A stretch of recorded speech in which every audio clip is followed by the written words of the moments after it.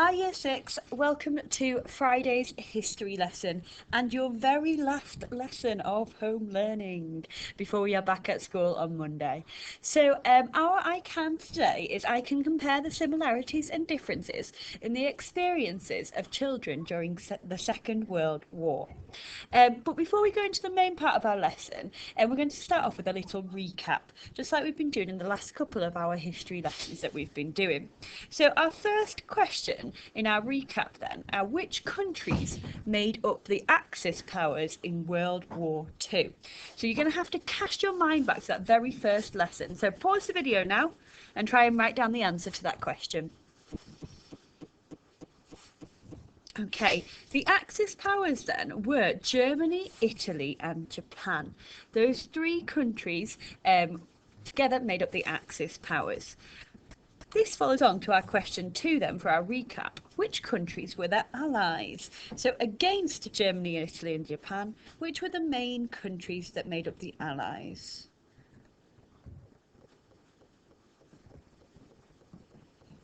Okay, hopefully you've had a bit of an opportunity to write your answer down for that one. We were looking for Great Britain, France, the USA and the USSR, which is largely the country we now know as Russia. Alright, question 3 for our recap. When did World War II begin? Again, pause the video and write down your answer.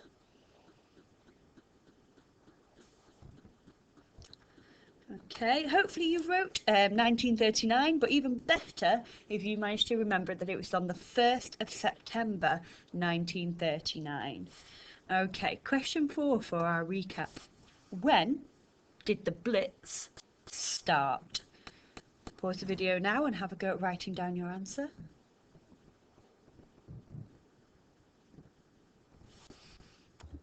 Okay, the answer we were looking for then was the 7th of September 1940. If you got September 1940, well done. Even better if you got the 7th of September 1940. And our final recap question before we go into the main part of our lesson then. How long did the Blitz last for?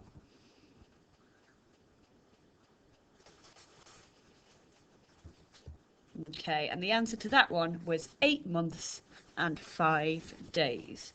Okay, so a little bit of a recap from our learning that we've done over the last few lessons. And again, a little bit more of a recap here about the Blitz. So last lesson, you looked at the Blitz with Mr. Manns. First of all, just a recap of what was the Blitz. So the Blitz came from the German word Blitzkrieg, meaning lightning war. It was the mass bombing of the major cities in the UK, and as we've just done in our recap, it lasted for 8 months and 5 days. During that time, children who lived in the cities had to leave the cities to go and live with other people.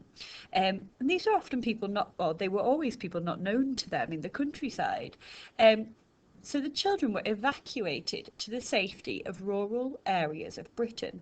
Now, rural means the countryside, so not built up areas and not cities. So they were left the cities to go and live in the countryside. Excuse me.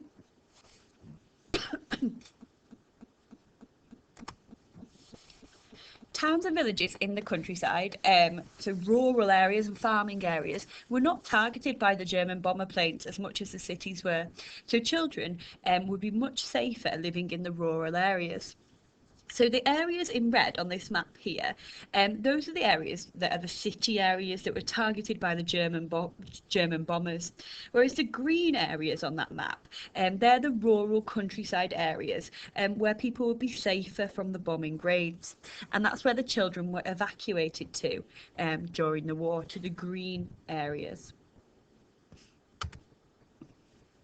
In 1939, more than 3.1 million children were evacuated from many British cities, including the City of London. And we've just got a couple of pictures there to show us that. And this little poster, it says, "Mothers, send them out of London. Give them a chance of greater safety and health." So it's a poster aimed at mothers, telling them to send their children away. Families that were sending their children to the countryside were told that their children would only be allowed to leave with one suitcase. Okay, and in that suitcase they would have to have certain things. So obviously they would need some clothes, They couldn't take too many clothes though, because remember they were only allowed one suitcase. And as you can see in this picture here, the suitcases generally weren't particularly big. I think these days our suitcases have got bigger and bigger, haven't they, in modern life? But it wasn't a particularly big suitcase, so they'd need some clothes with them. They had to have an identity card, and you can see in the picture here an example of what an identity card would look like, so that people knew who they were and where they'd come from. They would need to have their ration book for food. They would need to have a gas mask with them. And again, we've got a picture of a gas mask here. And they were really important to protect them from the bombs. And they had to carry the gas masks everywhere. And they would also need a little bit of money and a few small toys, because they were children and they were going away, so they would need something to play with where they were going. And everything had to fit in that suitcase. We've got another picture here, which is an identity label that each of the children wore as they were evacuated, to say who they were and where they'd come from. The evacuation happened so quickly that many children did not know where they were being sent to. Most children hadn't been separated from their parents or family before, and many children's parents had to stay in the cities to work, so the children were evacuated on their own or perhaps with their siblings. Imagine how it must feel to be told that you're leaving your parents, you're going somewhere strange and you will be living in a stranger's house with them, and that you might not see your parents for up to a year. So it's quite hard to imagine, but imagine we've got coronavirus at the moment. Imagine the government said coronavirus is so bad, everyone's got to go and live somewhere safer. Imagine how you would feel if that were to happen. And that's how the children would have felt during World War II. And you can see their faces in some of the pictures there. There's that little girl at the window, looking out the window. She looks with her name badge on as well, looking rather scared. When the children arrived at the rural area where they were going to, there were often lots of adults waiting. The adults would pick the children that they wanted to come and live with them. Okay, so children weren't allocated to certain adults in advance. The adults would come along when the trains arrived and or the buses arrived. The adults would come along and they would just choose the children that they wanted to go and stay with them. And that meant that some children had to wait a long time until they were picked by an adult. Brothers and sisters would often be picked together, but sometimes there were times when they were split up to go and live with separate families. So again, if you've got a brother or sister, try and imagine what that would be like. You'd gone to this strange place that you'd never been to before, and you ended up with one family, and your brother or sister ended up with another family in this strange place. Okay, and often brothers and sisters, they might not see each other again, just like their parents, for over a year or more. Some children were really lucky and got to live with families who were really kind to them. They lived in nice furnished houses with bathrooms and toilets inside. However, some children were not so lucky and had to live in small, cramped houses with no bathroom and perhaps only an outside toilet. And we've got some pictures there to show you what that might look like with an outside toilet and things like that. So you can see there's a picture of a lovely house in the countryside, and then perhaps some less desirable houses. Some ended up with families that treated them well and in a loving way, like their own families, and some children ended up with families that didn't really want them very much and perhaps were treated less kindly. What we're going to look at now is the experiences of some different children during the war. We've got a couple of videos to have a look at, and then we've got some written accounts. So what I would like you to do now is pause this video and go to the document which says experiences of children during World War II. Okay, first of all, I want you to watch the two videos in that document and then come back to this video.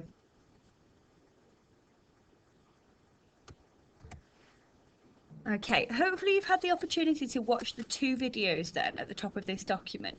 Underneath the two videos, we have got some written accounts of some other children, of 3 other children. And what I'm going to do now is I'm going to read each of those written accounts to you, and we can have a little think about those.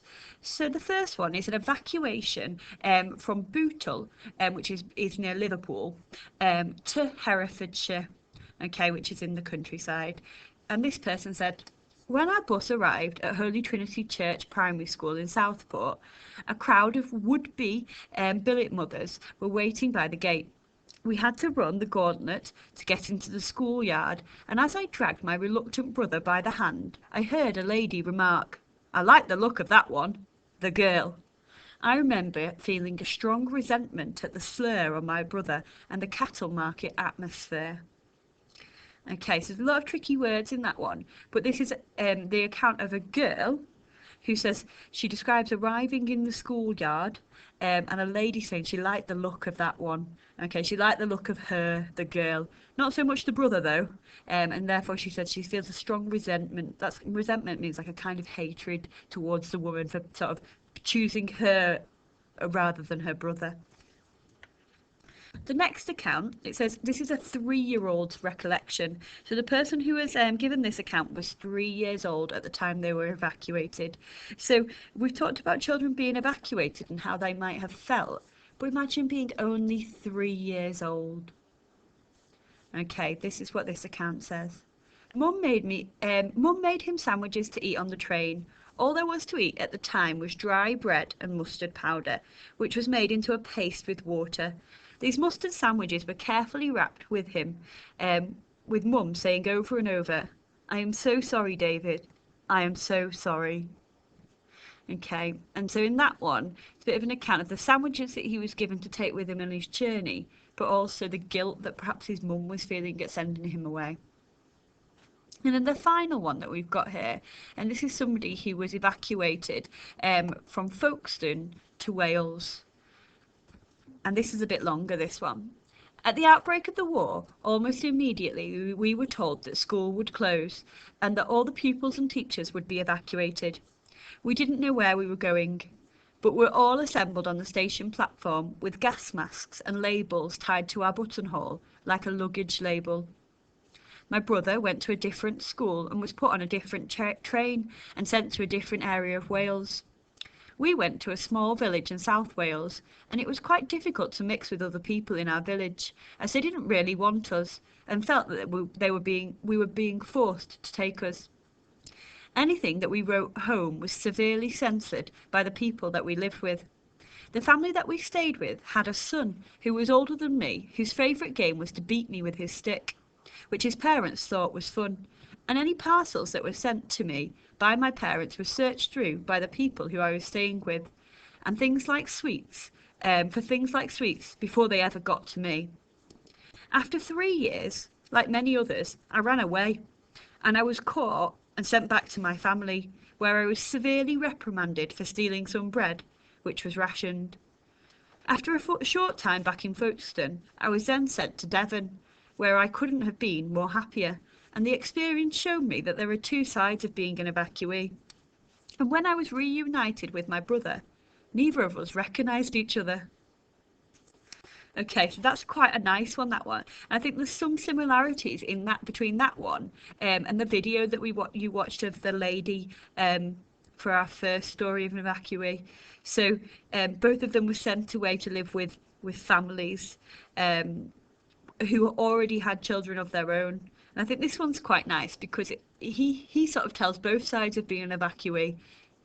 Wasn't so good being with the family in Wales, but actually in the end he ended up with a nice family in Devon. So he's showing both sides and how some children got lucky, and some children perhaps less lucky. So what our written task today is going to be is to write a letter to your parents. So imagine you're an evacuee and write a letter to your parents at the end of your first week of being an evacuee. So we've got our keys to success. We need the formalities of a letter. So it needs to start with dear. Okay, dear mum and dad. It's going to need to finish with from or love from or missing you dearly. It needs some sort of ending to a letter, and it needs your name at the end of it because it's a letter. It's a letter, so we want informal language. You can use contracted words. You might even have a little bit of slang in there, or words that perhaps you use to your parents. You would want to include sufficient detail about the key events that have happened to you. And for that, use the scaffold to help you. Okay. And we'll talk about the scaffold a little bit more in a moment. Recount the events in chronological order. So don't start with what's happening now. If you're writing this letter, start with what happened at the beginning. So start with that day that you left on the train. Include your feelings. And you probably want to include your feelings at different points throughout the week. So how did you feel when you left on the train? How did you feel when you were standing waiting to be picked? How do you feel now as you're writing this letter? In year 6, we're looking for year 6 quality writing. Vary your sentence lengths. Don't just and then, and short, simple sentences. Try to mix it up and use a variety of sentence lengths. Try to use some advanced punctuation in there as well, because I know you're getting really, really good with that. In terms of the scaffold then, what you can do is basically take this and you can pretty much write 1 or 2 sentences about each of these things in this order, and that will help support your letter. You don't have to use this. If you've got your own ideas and you're feeling confident to write your letter, just go for it. But if you're a bit unsure about where to get started, use this scaffold to help you. So start with Dear Mum and Dad. And then your first sentence, tell them how you felt when you were waiting for the train to come and pick you up to take you away to the countryside. How did you feel on the train? What could you see? And think back to that first video of the lady and what she describes in that video. You might need to watch that video again. Okay, what did you see out the window? Was it the first time you'd ever seen the countryside? Did you see sheep for the first time or cows?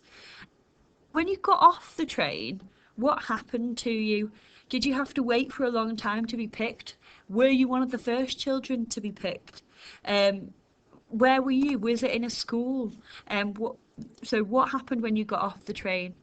How you felt at that point when you were picked, when you were chosen by your family? How did you feel?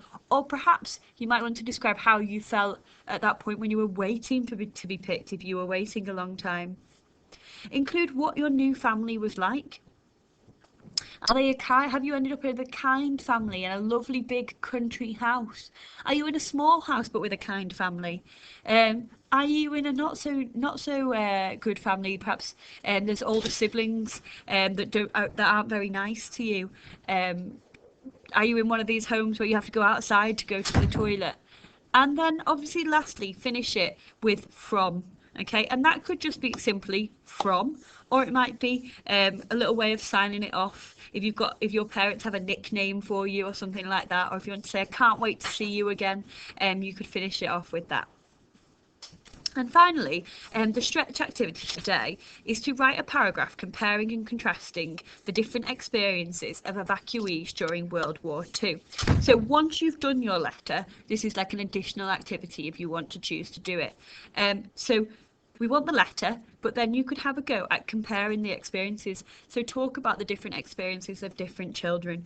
Use those sources that we've looked at with the evacuee experiences.